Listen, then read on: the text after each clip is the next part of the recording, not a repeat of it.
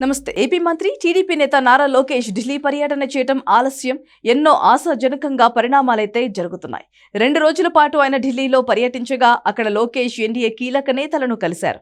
ఎన్డీఏలో టీడీపీ కీలక భాగస్వామిగా ఉన్న సంగతి తెలిసిందే. పలు రాజకీయ అంశాలతో పాటు రాష్ట్ర ప్రయోజనాలపై కేంద్ర పెద్దలతో చర్చించేందుకు లోకేష్ ఢిల్లీలో పర్యటించారు.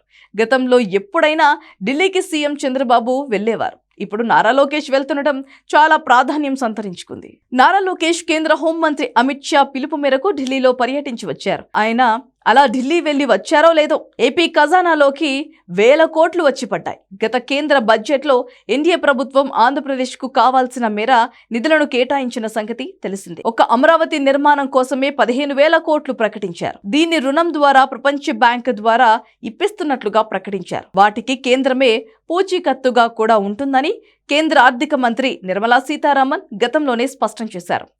ఇంకా ఏపీలో పలు కారిడార్ల డెవలప్మెంట్ కు సహకారంతో పాటు వెనుకబడ్డ ప్రాంతాలు, కరువు జిల్లాలకు ఆర్థిక సహాయం కూడా ప్రకటించారు.